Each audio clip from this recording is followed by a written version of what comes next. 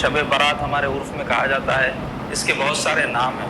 ایک تو شب براتی سے، برات کے معنی ہوتے ہیں عربی میں چھٹکارے کے، تو شب بول تو رات کو بولتے ہیں، چھٹکارے کی رات۔ تو چھٹکارے کی رات بولے تو گناہ گاروں کے چھٹکارے کی رات، یعنی اگر وہ گناہ کی وجہ سے جہنم رسید ہونے والے ہیں تو اللہ تعالیٰ اس رات میں چھٹکارا دے دیتے۔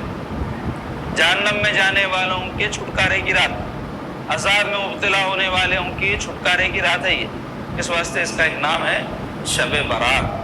اور ایک نام اس کا کیا ہے؟ لیلۃ المبارکہ۔ قرآن مجید میں سورہ دخان کی جو آیت ہے، میں ابھی آپ کے سامنے تلاوت کرنے کی سعادت حاصل کیا، اس میں آیا ہے انا انزلناہ فی لیلۃ مبارکہ، ہم نے اس کو نازل کیا ہے لیلۃ المبارکہ میں، یعنی مبارک رات میں، برکت والی رات ہے یہ، اس میں رزق میں برکت ہوتی، عمر میں برکت ہوتی، اعمال میں برکت ہوتی، خیر و برکت والی رات ہے۔ اور ایک نام اس کا ہے لیلۃ الرحمہ، رحمت والی رات، کیونکہ اللہ تبارک و تعالیٰ جیسا حدیث ہے، ابھی سنے آپ کہ اپنی رحمت کے ساتھ بندوں کی طرف اس رات میں متوجہ ہوتے، اس واسطے اس کا نام کیا ہے؟ لیلۃ الرحمہ بھی ہے۔ اور ایک نام جو حدیث شریف میں آیا ہے اس کا، اور اسی نام سے علماء وغیرہ اس کو ذکر کرتے ہیں، وہ لیلۃ النصف من شعبان، یعنی شعبان کی 15ویں رات، آدھے شعبان کی رات مطلب 15ویں رات، یہ نام حدیث شریف میں ہے اس کا۔ اس کے علاوہ پروانہ لکھے جانے کی رات بھی ہے یہ، یعنی اللہ تعالیٰ کی طرف سے بندوں کے لیے آزادی کا پروانہ لکھا جاتا ہے، بخشش کا پروانہ لکھا جاتا ہے۔ اس کے علاوہ اس کو لیلۃ الشفاء، شفاعت کی رات بھی کہا گیا ہے۔ شفاعت بولے تو سفارش، حدیث شریف میں آیا ہے کہ رسول پاک علیہ الصلوۃ والسلام اللہ تعالیٰ سے شعبان کی 13ویں رات اپنی امت کی شفاعت کی دعا کی، اللہ تعالیٰ فرمایا محبوب آپ کی 1/3، 1/3 امت کی شفاعت کی میں آپ کو اجازت دے دیا، آپ اپنی امت میں سے 1/3 33% امت کو بخشا لے سکتے۔ تو پھر حضور کیا کیے؟ رؤوف الرحیم ہے پیارے آقا، اور حضور پاک صلی اللہ علیہ وسلم جو ہے اپنی جو ہے امت کے اوپر بہت مہربان ہے اور حریص ہے اپنی امت کے لیے، حرص کرنے والے، اللہ ان کو بخش دے، ان کو اللہ معاف فرما دے۔ تو 14 کی رات کو بھی، یعنی 14ویں رات کو حضور پھر دعا کرے اللہ میری امت کی شفاعت کے لیے اور مزید اضافہ فرمائی، تو اللہ تعالیٰ فرمائے ٹھیک ہے 2/3 امت کی شفاعت کی اجازت آپ، یعنی 33 کتنے ہوتے 66% امت کی شفاعت کر لیجیے۔ تو پھر بھی حضور پاک صلی اللہ علیہ وسلم نہیں رکے، 15ویں شب کو یعنی شب برات کی رات کو بھی حضور پاک صلی اللہ علیہ وسلم کیا کیا؟ امت کی شفاعت کے لیے مزید اضافہ کی اللہ سے دعا کی، تو اللہ تعالیٰ کی طرف سے یہ خوشخبری دی گئی محبوب پوری امت کی شفاعت کی اجازت ہے آپ، سوائے وہ امتی آپ کا جو ایسا کوئی کام کرے جن کے لیے شفاعت میں نے حرام کر دی، یعنی کوئی شرک میں مبتلا ہو گیا، یا اور بعض لوگ ہیں جن کی شعبان کی 15ویں شب کو بھی بخشش نہیں ہوگی، کون ہے وہ آگے بیان کرتا ہوں، اگر ان میں سے تو توبہ کر لینا اور فوری جو ہے اپن باز آ جانا ان باتوں سے، وہ 6 لوگ ہیں ان کی تفصیل آگے آئے گی۔ تو یہ جو ہے اس کے چند نام ہیں اس رات کے۔ اب اس رات کے فضائل میں جناب بے شمار احادیث ہے حدیث کی کتابوں میں، اور تقریباً 17 صحابہ سے اس کے بارے میں روایات موجود ہیں۔ اب بعض کمقلے اس رات کی فضیلت کے منکر ہیں، تو وہ جو ہے کہتے ہیں ارے ایسا کچھ بھی نہیں ہے، چھپ چھپ تو بھی جاگنا نہیں، ایسی کوئی فضیلت نہیں ہے، صحابہ ایسا نہیں کرے ویسا نہیں کرے، عجیب عجیب باتیں کرتے۔ اگر خدا نہ خواستہ اس رات کی کوئی اہمیت نہیں ہوتی تو 17 صحابہ کا ذکر کرتے تھے اس کے بارے میں، 1-2 بھی نہیں، 17 صحابہ اس بارے میں اس رات کی کچھ نہ کچھ حوالے سے فضیلت سرکار سے نقل کی ہے، بیان کی ہے۔ تو وہ بہت سارے فضائل ہیں، میں آپ لوگوں کو ذہن میں رہنا اس رات کی فضیلتوں میں سے کیا کیا ہے تو مختصر بیان کرتا ہوں۔ پہلی فضیلت یہ بیان کی گئی ہے اس رات کی کہ اللہ تعالیٰ اپنے بندوں پر فضل و رحمت سے متوجہ ہوتے ہیں، ابھی جو حدیث گزری اس میں وہ بات آ گئی۔ ایسی اور ایک حدیث پاک میں آیا ہے اپنی مخلوق کی اللہ تعالیٰ بخشش فرماتے ہیں اس رات میں۔ اور ایک فضیلت تیسری کیا بیان ہوئی؟ اللہ تعالیٰ آسمانوں کی طرف نزول رحمت فرماتا ہے، یعنی اس کی رحمت بندوں کے بالکل قریب ہو جاتی ہے اس رات میں۔ چوتھی فضیلت اللہ تعالیٰ اس روز مانگنے والوں کو ان کے جو ہے جو بھی چیز مانگے عطا فرماتے ہیں، جو بھی طلب کیے ہیں عطا کی رات ہے، عنایت کی رات ہے، جیسے آنا رزق عطا فرماتے ہیں، بخشش عطا فرماتے ہیں، تو عطا کی اور بخشش کی رات ہے۔ 5ویں فضیلت یہ ہے کہ بیماروں کو اللہ شفا عطا فرماتے ہیں اس رات میں، حدیث میں ہے سب یہ مضامین۔ اب ہر ایک بات کے لیے ایک حدیث میں آپ کو کوٹ کرتے بیٹھوں تو وقت زیادہ ہوتا، خالی اس کا مضمون اور اس کا خلاصہ میں آپ کے سامنے اپنی زبان میں بیان کر دوں۔ 6ٹھی فضیلت یہ ہے کہ حاجت مندوں کی حاجت پوری فرماتے ہیں اللہ تعالیٰ اس شب کو، جو حاجت چاہے، قضا و قضا، اس حدیث میں بھی آیا نا کہ یہ مانگے وہ مانگے، جو چاہے مانگے اللہ تعالیٰ عطا فرماتے ہیں۔ اسی طرح 7ویں فضیلت ہے توبہ، اللہ تعالیٰ اس شب میں قبول فرماتے ہیں۔ 8ویں فضیلت یہ ہے کہ عرب میں ایک قبیلہ تھا جس کے یہاں 20,000 بکریاں تھیں، وہ قبیلے کا نام تھا قبیلہ بنی کلب۔ تو وہ قبیلے کے بکریوں کے بالوں کے برابر 20,000 تو بکریاں تھیں، ہر بکری پہ کتنے بال رہتے آپ بول سکتے؟ آپ میں کوئی بھی نہیں بول سکتے کتنے والے، اللہ کو معلوم۔ جیسا آسمان پہ کتنے ستارے وہ تو کوئی بول سکتا ہے، بکریوں کے پیٹ پہ کتنے بال ہیں کوئی بول سکتا، مطلب بے شمار ہے۔ تو ایسے 20,000 بکریاں، تو ان کے بالوں کے برابر اللہ تعالیٰ شب برات کے موقع پر گناہ گاروں کی بخشش فرماتے، بلکہ حدیث میں آیا۔ تو اللہ ان میں ہم کو بھی شامل فرما لے۔ اس کے علاوہ اس سال پیدا ہونے والے حدیث شریف میں لکھ دیے جاتے ہیں، یعنی جیسا بجٹ ایک ملک کا، ایک اسٹیٹ کا، ایک گھر کا بھی بجٹ جاری کرتے لوگ، ارے بھائی رمضان شریف آ رہا ہے، ایک اپنا خرچہ 25,000 کا ایک بجٹ ہے، تو ایک اندازہ کرتے ہیں نا، اس کو بجٹ بولتے۔ تو ایسا ایک بجٹ جاری ہو جاتا کس چیزوں کا، یہ سال میں آئندہ جو آ رہا شب برات کی یہ رات سے وہ رات تک کتنے پیدا ہوں گے، فرشتوں کو جو ہے حکم ان کا دے دیا جاتا ہے، بھائی یہ لوگ پیدا ہونے والے ہیں، دیکھو آپ اس پہ لگ جاؤ، جو بھی آپ کا کام ہے وہ کرنا شروع کر دو۔ کوئی فرشتہ جو ہے روح پھونکنے والا رہتا، کوئی فرشتہ حفاظت کرنے والا رہتا، تو ان کی ذمہ داریاں نا، جیسا ڈیوٹی جو ہے خاص موقعوں پر پولیس والوں کی، بلدیہ والوں کی، نل والوں کی، لائٹ والوں کی لگائے تھے۔ رمضان شریف آ رہا تو میٹنگ کرتی گورنمنٹ، کر کے کیا کرتی، بلدیہ والوں کو بلاتی، پولیس والوں کو بلاتی اور دیگر ڈپارٹمنٹس کو بلا کے رمضان سے پہلے تیاری کے واسطے منسٹر صاحب میٹنگ لیتے، کہ بولتے دیکھو بھائی آپ کا یہ کام ہے، آپ کا یہ کام ہے۔ ایسے ہی قدرتی بھی نظام ہے، سب کام تو اللہ تعالیٰ ہی کرنے والے، اس کے حکم پر کچھ بھی نہ ہوتا، مگر یہ عالم اسباب ہے نا، تو اس میں جس کی جو ذمہ داری ہے ان کو شب برات کے موقع پر دے دیتے آسمانوں میں۔ موت کے فرشتے کو کیا بولتے ہیں، میاں جو مرنے والے ہیں ان کی یہ لسٹ ہے، دیکھو یہ لے لو۔ اب آپ غور کرو کتنوں کی لسٹ میں انٹری ہو گئی نہیں معلوم، میری آپ کی کس کی، کیونکہ آپ دیکھو پچھلے سال شعبان میں کئی لوگ تھے، نوجوان تھے جی، چلے گئے۔ اب لوگ کیا سمجھ کے بیٹھے، ہر کوئی انہوں مر گئے بولتے، ارے میں مرتا ہوں بلکہ کوئی بھی نہیں سوچ رہا، اپن یہ سوچ لینا میرے کو مرنا ہے، میرے ابا مر سکتے، میری امی مر سکتے۔ لوگ بولتے رہے نہیں منوس ہے، ایسا ذکر نہیں کرنا کہتے، ارے دیوانے باتیں کر رہے گا، تم ذکر کرو نہ کو کرو، مرتے سو بیچ۔ تو عقل مند کون ہے، موت کو پیش نظر رکھے۔ سرکار کیا فرمائے، اپنے صحابہ سے پوچھے، میرے صحابیوں عاقل کون ہے؟ عاقل بول تو عاقل صاحب نام نہیں، سمجھدار۔ عاقل کے معنی ہوتے عقل والا، سمجھدار آدمی۔ تو صحابہ کو نہیں معلوم عقل مند آدمی کس کو بولتے، بس صحابہ حضور کی بات سننا چاہ رہے تھے کہ حضور کیا جواب دیتے، بولے یا رسول اللہ آپ فرمائیے عقل مند کون ہے۔ حضور فرمائے عقل مند وہ ہے جو ہمیشہ موت کو یاد رکھے اور ماں بعد موت کے لیے تیاری کرے۔ لوگ عقل مند کس کو سمجھتے ہیں، سیٹ صاحب خوب پیسے کما لیے، لیڈر صاحب بڑی کرسی پہ بیٹھ گئے، یہ فلاں صاحب عزت کما لیے، وہ فلاں صاحب شہرت کما لیے، بہت ہوشیار آدمی ہے، سو ہوشیاری یہیں رہ جاتی، ہوشیار صاحب چلے جاتے۔ ہوشیار صاحب کون ہے شریعت کی نگاہ میں، اللہ رسول کی نگاہ میں، جو موت کو یاد رکھے۔ اس واسطے آپ دیکھو ہمارے پاس جب بھی خوشی کا بھی موقع ہو تو موت کو یاد دلانے کا اہتمام کیا گیا ہے۔ آدمی کے لیے زندگی میں ایک بڑا اہم خوشی کا موقع ہوتا ہے، وہ ہوتا شادی۔ تو لوگ بولتے ہیں نہیں کوئی منوس باتیں کرنے، بوڑھیاں بولتے ہیں یہ کیا منوس باتیں کر رہے ہیں، کیا منوس باتیں کر رہے ہیں، کوئی موت کا ذکر کرتا ہے یہ موقع پہ کیا منوس بات کر رہے ہیں۔ خیر بے موقع بات بھی نہیں کرنا انسان، خوشی کے موقع پہ غم کی بات نہ کرو، بولے غم کے موقع پہ غم کی بات، لیکن موت کو تو خوشی کے موقع پر بھی یاد رکھنا ہے، کیونکہ خوشی میں غافل ہو کے آدمی ایسے ایسے کام کرتے جو اللہ رسول کو پسند نہیں۔ اس واسطے خطبہ جب پڑھتے جا کے دیکھو، اس میں ایک آیت ہے یا ایھا الذین آمنوا اتقوا اللہ حق تقاتہ، اے ایمان والو اللہ سے تقوی اختیار کرو جیسا کہ اس کا حق ہے، تقوی کا جیسا اللہ سے ڈرنا ہے ویسا ڈرو، ولا تموتن الا وانتم مسلمون، اور تم نہیں مرنا مگر اس حال میں کہ مسلمان مرو۔ شادی کے خطبے میں مسلمان مرو پر سرکار، وہ آیت حضور جو ہے ذکر کرے تھے خطبے کے موقع پہ، اس واسطے سنت کے طور پر پڑھتے جب بھی خطبہ پڑھے تو موت کا تذکرہ ہو رہا نا جی۔ تو بتانا چاہ رہا ہوں کہ موت ایک اٹل حقیقت ہے، ڈرنا ورنا نہیں، اس سے تیاری کرنا اس کو۔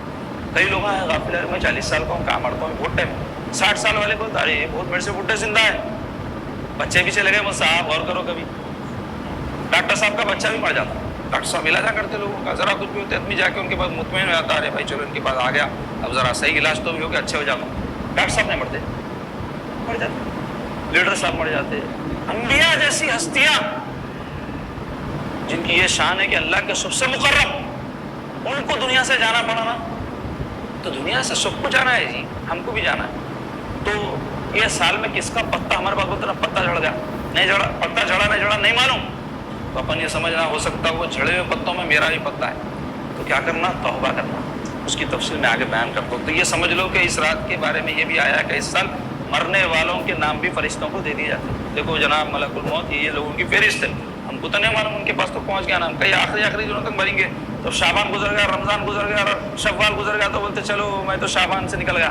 ارے نہیں جناب, آپ کا محرم میں پتہ ہے چڑھا ہوا, بے فکر ہے ہم. یا عین شعبان کی 13 تاریخ کو ہوں گا, 14 کو ہوں گا, کس کو معلوم. کہیں نہیں مر رہا ہے, روزانہ مر رہا ہے, تو ایسی کس کی موت کب لکھی ہوئی نہیں معلوم. تو اس طرح بندوں کے رزق اتارے جاتے ہیں. جو رزق تقسیم کرنے والے فرشتے ہیں ان کو دے دیا جاتا ہے, ان کو اتنا ملیں گا, ان کو اتنا ملے گا. تو قسمت میں جتنا ملنا ہے اتنا ملتا ہے. اس واسطے بڑے لوگ کیا بولے, جو چیز آپ کو کرنا ہے وہ کرو, جو چیز آپ کے ہاتھ میں نہیں اس کے پیچھے پریشان مت ہو. بولے کیا کرنا ہے ہم کو, نیک اعمال اس کی پوچھوں گے ہم سے. رزق کتنا کمایا, کیا جمع کرا, یہ پوچھش نہیں ہے اللہ کے پاس. تو بولے اس کے پیچھے کہ کوئی پریشان ہو رہے ہیں. اس واسطے حدیث شریف میں آیا ہے کہ جو بندہ اللہ کا دیا ہوا جتنا رزق سے اس پر راضی رہتا ہے تو اللہ بھی اس کے تھوڑے عمل سے راضی ہو جاتے رہتے. خوب عمل کرو بولتے ہیں, بولے اللہ ویسے بندے کو اللہ جو دیا اس پہ راضی رہنا, اس کو بولتے قناعت. آج کل قناعت ختم ہو گئی, ہرس بہت ہو گئی. جو ہے ہونا بس ہونا, اور جو ملا اس پہ بھی راضی نہیں اور ہونا. تو یہ چیز جو ہے اچھی نہیں ہے نا, اللہ تعالیٰ کو پسند نہیں ہے. تو آپ دیکھو, آپ مختصر یہ کہ اس رات میں کیا کام کرنا ہے, یہ پوائنٹ کی بات ہے. بڑی فضیلت کی یاد ہوں گی, یہ 100 فضیلتیں اس کے تقریباً میں 12 فضیلتیں بیان کرا, اور اس کو کھول کے بیان کر تو اور لمبا ہوتا واس. تو اپنے کو خالی لمبے باتیں کرنا یا فضیلتیں بیان کر کے سبحان اللہ ماشاء اللہ کہنا سننا نہیں ہے نا. فضیلت بیان کیوں ہوتی ہے, میں ہمیشہ بولتا ہوں, کسی شخصیت کی فضیلت بیان ہوتی تو اس واسطے کہ آپ ان کی پیروی کریں. کسی رات کی فضیلت بیان ہوتی تو اس واسطے کہ اس رات کی قدر کریں. ماں باپ کی فضیلت بیان کرتے کیوں, ان کی خدمت کرو, ان کا خیال کرو, ان کی بات مانو, ان کا ادب کرو, اس واسطے ہے نا. ایسے ہی شب برات کی, شب قدر کی, شب معراج کی فضیلتیں مولویاں بیان کرتے. کیوں بیان کرتے بھائی, ساری رات سنتے لوگ, خالی سننے کے واسطے. رات کی فضیلت کیوں ہے, وہ رات اہم کچھ کرنے کے واسطے. وہ کیا کرنا ہے شب برات, اس پہ آئیں گے بات. پہلا کام تو حدیث سنے ابھی آپ, قوموا لیلہا, سرکار فرمائے اس کی رات میں قیام کرو. قیام بول تو جاگ کے عبادت. اب دیکھو شب برات کے عبادتوں کے بارے میں بہت ساری باتیں لوگ کرتے ہیں. تو کوئی بھی نیک کام آپ جو بھی بتایا گیا ہے کر سکتے ہیں, لیکن ایک بات طے ہے کہ خاص کوئی کام نہیں بتایا گیا اس رات یہی کرو. یہ سورج پڑے تو یہ رات میں فضیلت ہے بلکہ نہیں ہے. قرآن پڑھ لو, ذکر کر لو, تلاوت کر لو, نفل نماز پڑھ لو, صدقہ خیرات کر لو, تہجد پڑھوں گا بلکہ سو جاؤ تو بھی ثواب. آپ بولیں گے سوئے تو کیسا ثواب ہے, تہجد سو کے اٹھ کے پڑھے تو فضیلت ہے نا, تو اس وقت سو جاؤ تھوڑی دیر, کون روکا آپ کو. مگر ایسا مت کرو کہ سو کے فجر چھوڑ دو, کیونکہ فجر کیا ہے, فرض ہے. اگر کوئی شب برات میں نہیں جاگا, کوئی پوچھ نہیں ہے اس کو قیامت کے دن کہ شب برات میں کیوں نہیں جاگا, اتنی بڑی فضیلت کی رات تھی, کیوں, نفل ہے اس میں جاگا. اس کی حیثیت کیا ہے اس رات کی, اس کی عبادت نفل ہے. اگر کوئی جاگا ثواب, کوئی نہیں جاگا کوئی گناہ نہیں. لیکن فجر کی نماز کی کیا اہمیت ہے, فرض ہے. اگر کوئی ساری رات شب برات جاگ لیا لیکن فجر نہیں پڑھ کے سو گیا تو فجر چھوڑنے کا برابر گناہگار نہیں ہوا. تو اس کی اہمیت کو سمجھو. ہمارے دین میں یہ جو فرض سنت واجب بتایا, کیوں بتایا, ہر چیز کی ہمارے پاس حیثیت مقرر کرے. اب ہوتا کیا, کئی لوگ ہیں اماں باپ کو اہمیت نہیں دیتے, دوست کو دیتے, کئی بیوی کو اہمیت دیتے, ماں باپ کو نہیں دیتے, کئی پڑوسیوں کو اہمیت دیتے, بیوی کو نہیں دیتے, کئی بچوں کو نہیں پوچھتے, جا کے رشتہ داروں میں بہت زیادہ حسن سلوک کرتے. تو اس کی وجہ کیا ہے, ہمارے کو حیثیت پتہ نہیں ہے کوئی بھی چیز کی. تو دین بولتے ہیں ہر چیز کی حیثیت جاننے کو. تو شب برات کی حیثیت کیا ہے, نفل. فجر کی فرض کی حیثیت کیا ہے, فجر کی نماز کی حیثیت کیا ہے, فرض. فرق کو سمجھو اور یہی سیکھو. بس دین اس کو بولتے, جو چیز فرض ہے اس کو فرض کی جگہ پہ رکھو, جو سنت ہے اس کو سنت, واجب کو واجب, اور جو چیز کا جو حکم ہے اتنی اہمیت اس کی ہے اس کے مطابق کام کرو. کئی لوگ نفل چیزوں کو بہت آسمان پہ چڑھا دیتے, فرض کو چھوڑ دیتے. اس کی مثال کیسی ہے, کئی لوگ دوستوں کو بہت اہمیت دیتے, ان کے ساتھ دوسرے سلوک کرنا فرض نہیں ہے آپ کے اوپر. دوستی محبت میں اخلاقی فریضہ ہوں گا, لیکن ماں باپ کی خدمت کرنا, ان کے ساتھ دوسرے سلوک کرنا, ان کے ساتھ ادب سے پیش آنا فرض ہے, نہیں مانو. خلیری بہن, پھپھیری بہن, چچیری بہن, ممبری بہن کے ساتھ ہنس ہنس کے بات کرتے, بیوی کے ساتھ ہنڈوں کے ایسا بات کرتے, جبکہ بیوی کے ساتھ نرمی سے بات کرنا اس کے حقوق میں داخل ہے. خلیری پھپھیری بہن کے ساتھ بے تکلف ہونا جائز نہیں ہے, نہیں مانو لوگوں کو. تو دین اس کچھ بولتا ہے, یہ فرق کو سمجھو اور یہ سیکھو. چاہ رہا ہوں کہ اس رات میں جو بھی آپ عبادت کر سکتے اپنی حسب طاقت، حسب استطاعت، حسب ذوق، کوئی خاص ایسا کچھ بھی نہیں ہے یہی پڑھنا ہے اس رات میں، یہی نفل پڑھنا ہے، یہی پڑھے تو شب برات کی، ایسا کچھ بھی نہیں ہے، کوئی بھی ایسا روایت نہیں ہے. آپ کو فری چھوڑ دیے، کچھ بھی کر لو، تلاوت کر لو، ذکر کر لو، سو کے اٹھتے تھوڑی دیر سو کے اٹھو، فجر نہیں چھٹنا بلکہ تہجد پڑھوں گا بلکہ سو کے اٹھو، سو کے اٹھ سکتے مگر اٹھو. ایسا نہیں وہ بہانے سے کہ اٹھوں گا بلکہ سو جا رہے کہتے سو ہی جا رہے، وہ بات درست نہیں. دوسرا کام کیا کرنا ہے اس سب میں؟ کثرت توبہ و استغفار. توبہ بولے تو اپنے گناہوں پہ پشیمان ہونے کو بولتے، غلطیاں کرے سو اس کا افسوس کرنے کو توبہ بولتے. لوگ توبہ بولتے منہ پہ تھپڑ مارنے کو سمجھے خالی. کئی ایسے رہتے منہ پہ روز تھپڑ مارتے مگر افسوس ہی نہیں رہتا ان کو اپنی غلطی کا، اپنے گناہ کا، اپنے جو ہے جو بھی برائیاں کریں اس کا. اگر کوئی منہ پہ تھپڑ ایک مرتبہ بھی نہیں مارا لیکن دل میں افسوس کر لیا اپنے گناہ کا، توبہ ہوگی اس کی. یہ فرق کو سمجھو. تو توبہ ایک ظاہری عمل کا نام نہیں ہے، ظاہری عمل کا نام استغفار ہے. آدمی جب کسی بات پہ افسوس کرے تو اپنے غلطی کا پشیمانی اس کو پیدا ہو تو وہ کیا کرے؟ الفاظ اختیار کرے اللہ سے معافی کے. جیسے آپ دیکھو دوستوں میں کوئی اختلاف ہو جاتا، ایک دوست صاحب غلط رہتے، ان کو سمجھ میں نہیں آتا، غلط رہتے بھی لڑ لیتے، جھگڑ لیتے. جب غصہ اترا کوئی سمجھایا ان کو کہ بھائی یہ غلطی تھی آپ کو، تو سمجھ میں آتا ہو بھائی یہ غلطی تھی. بہت کم ہے ویسے مگر پھر بھی بعض جنے رہتے نا مان لیتے، مانتے ان کو پشیمانی ہوتی ہے، ارے میں غصے میں صحیح بھی نہیں بولنا تھا بول دیا ایسا. تو یہ پشیمانی جو ہو رہی نا وہ توبہ ہے. اس کے بعد فوری وہ جس آدمی کے ساتھ ایسا سلوک کرے انہوں برا، اس کو بولتے بھائی میں معافی چاہتا ہوں، یہ استغفار ہے. فرق سمجھ میں آنے مثال دیا میں. تو ایسے ہی ہم جو گناہ کر رہے ہیں، غلطیاں کر رہے ہیں، اللہ تعالیٰ کے حقوق کے حوالے سے بھی، بندوں کے حقوق کے حوالے سے بھی. کئی لوگ ہیں جھوٹ بولے ہوں گے، برابر بولے ہوں گے، میں بولا ہوں گا آپ چھوڑ دو، میں کون ہوں بول کے. جھوٹ بولتا ہے انسان، نہیں معلوم ہوتا، غور بھی نہیں کرتے، روح میں بول دیتے، عادت ہو جاتی. تو کیا کرنا؟ محاسبہ کرنا اپنا. یہ شب برات کو شب برات کرنے کے بجائے روزانہ کرنا سیکھنا، کیونکہ روزانہ اللہ کی رحمت قریب ہے. اور پتہ کس کا گھر ہوا ہے نہیں معلوم، وہ بول رہا ہوں میں شب برات تک موقع ملتا کہ نہیں، بلکہ یہ پرسوں کی شب برات کی بات کر رہا ہوں میں. تو روزانہ اگر کر لیا تو روز کرو حساب کے لیے، شب برات کا انتظار کر رہے بول رہا ہوں میں. تو روز عادت ڈالنا توبہ کی، روز عادت ڈالنا محاسبے کی، روز عادت ڈالنا استغفار کی. یہ مسلمانوں کا جو ہے شیوا ہے، دیندار مسلمانوں. تو اپنا محاسبہ کرنا. کئی مرد ہے، کئی عورتیں جھوٹ بولتے، کسی پہ بہتان باندھ دیتے. گھروں میں عورتیں خاص طور پہ لڑائیاں جھگڑے جب ہوتے ہیں، نند رواج میں ساس بہتان لگا دیتے. کئی عورتیں مردوں پہ بہتان لگا دیتے، کچھ بھی ایسا بولے تم ویسا بولے. کئی مرد ہیں عورتوں پہ بہتان لگا دیتے، ایسے ویسے قسم کی عورتیں بول دیتے.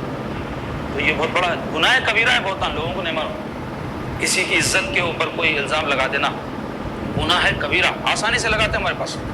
کوئی آیا پیام میں ہم کو پوچھنے کسی بچے کے بارے میں، ارے ٹھیک نہیں ہے اس کا کردار بول دیتے. اگر واقع میں ایسا ہے بول رہے تو ٹھیک ہے، نہیں ہے تو بہتان ہے نا.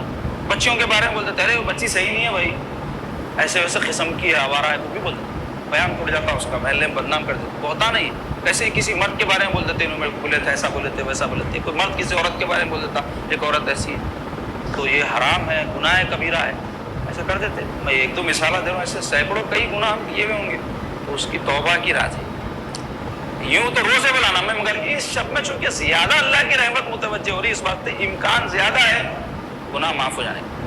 تو توبہ اور استغفار کرنا، یعنی استغفار کا طریقہ کیا ہے؟ استغفر اللہ ربی من کل ذنب واتوب الیہ. اور جو بھی استغفار کے کلمات ہے اس کے ساتھ بھی استغفار کرنا، مگر بغیر پشیمانی کا کرے تو فائدہ کیا ہے جی؟ ہر کام جذبات کے ساتھ ہونا. آپ کسی سے محبت سے پیش آ رہے ہیں تو الفاظ کے ساتھ ساتھ جذبات بھی شامل نہیں ہوتے. ارے بابا مبارک آپ کو بولے تو آپ خالی الفاظ نہیں بول رہے ہیں، اندر سے ایک جذبہ رہ رہا ہے ان کی خوشی میں شریک ہونے کا. ایسے ہی کسی کو جا کے پرسا دیتے بھائی بہت افسوس ہوا میرے کو، آپ کے ساتھ ایسا ہوگا ویسا ہوگا، جذبات بھی شامل رہتے نہیں. تو ایسے ہی توبہ کے ساتھ استغفار جب کرتے تو پشیمانی اور معافی کے جذبات شامل رہنا، تو ویسے توبہ اللہ تعالیٰ قبول فرما. کیونکہ اللہ تبارک و تعالیٰ تمہارے میرے ظاہر کو، کلمات کو، مال کو، صورت کو نہیں دیکھتے، دلی جذبات کو دیکھتے. کیا جذبے کے ساتھ کا دنیا کو چکر دے سکتے ہم اچھے اچھے میٹھے میٹھے کھٹے کھٹے الفاظ پیدا کر کے. اللہ تعالیٰ کو کیسا کوئی دھوکہ دے سکتا؟ ہرگز نہیں دے سکتا. اس واسطے جو بھی کام اللہ تعالیٰ کے ساتھ ہو، اللہ کی مخلوق کے ساتھ ہو، دلی جذبات کے ساتھ، اخلاص کے ساتھ، پورے اندرونی کیفیت کے ساتھ ہونا، تو اس کا اثر بھی ہوتا ہے. اس واسطے بڑے لوگ کیا بولے، دل سے جو بات نکلتی ہے اثر رکھتی ہے، پر نہیں طاقت پرواز مگر رکھتی ہے. دل کی بات برابر اثر کرتی ہے۔ اچھا تیسرا کام کیا کرنا ہے؟ روزہ رکھنا ہے، نفل روزہ۔ اب یہ جو دنہ رہتے ہیں اس کو ایام 20 بولتے ہیں، 13 14 15۔ تو اگر 3 روزے رکھ لیے تو اس میں شب برات کا روزہ آٹومیٹیکلی آ جاتا۔ ایک روزہ بھی رکھ سکتے، یعنی رات کو منگل ہے نا، منگل کی رات کو شب برات ہے، رات کو جاگے تو صبح چاشمے کو روزہ رکھ لیے تو بس ہے۔ لیکن اگر کوئی آج سے رکھ لے رہا روزہ تو بھی شب برات کا روزہ 3 دن رکھا تو شامل ہو جاتا اس کے۔ تو کیونکہ حدیث شریف میں آیا نفل روزہ ہے، اگر کوئی رکھا تو ثواب ہے، نہیں رکھا تو کوئی گناہ نہیں ہے، کوئی نہ رکھا تو اس کو گناہ نہیں سمجھنا۔ نفل اور فرض عمل کے اندر فرض سمجھو، کوئی فرض چھوڑ رہا تو اچھی بات نہیں ہے، لیکن ہم انہیں فرض چھوڑ رہا، ہم فرض پہ عمل کر رہے ہیں تو اس کو حقیقی نہیں جاننا، لیکن فرض کو چھوڑ رہا تو اچھا نہیں کر رہا، یہ بات تو ضرور سمجھنا۔ لیکن انہیں فرض نہیں کر رہا، ہم فرض کر رہے ہیں، بہت اچھے بلکہ بہت غرور ہوگا، یہ بھی نہیں کرنا۔ سنت بھی کوئی چھوڑ رہا تو بری بات ہے، داڑیاں مونڈ رہے ہیں یا اور کوئی سنت کے خلاف کام کر رہے ہیں تو وہ کام ناپسندیدہ ہے، اس پہ بھی کسی کو آپ برا مان سکتے ہیں، سنت کے خلاف کر رہا ہو۔ لیکن اگر کوئی نفل عمل نہیں کر رہا تو برا نہیں ماننا۔ لیکن لوگ کیا کرتے ہیں، چھوٹے چھوٹے نفل عمل کوئی نہیں کرے تو ان کو بہت برا مان جاتا ہے اور اس پہ جو ہے ان کے بارے میں دل میں برا رکھ لیتے ہیں، ایسا نہیں کرنا۔ نفل ہے، کرا تو ثواب ہے، نہیں کرا تو کوئی گناہ نہیں ہے، چھوڑ دینا اس کے حال پہ، بھائی کرتا تو کرنے دو، نہیں کرنے دو، نہیں، اب کو زبردستی کی بات کیا ہے۔ چوتھا کام کرنا ہے مرحومین کے لیے دعائے مغفرت، کیونکہ سرکار کی حدیث سے ثابت ہے یہ کہ حضور اس رات کو شب برات کو بقیع جو قبرستان ہے وہاں تشریف لے گئے تھے۔ وہ حدیث کی تفصیل بیان کرو تو وقت زیادہ ہوگا، لیکن اتنا سمجھ لو کہ ثابت ہے حضور تشریف لے گئے۔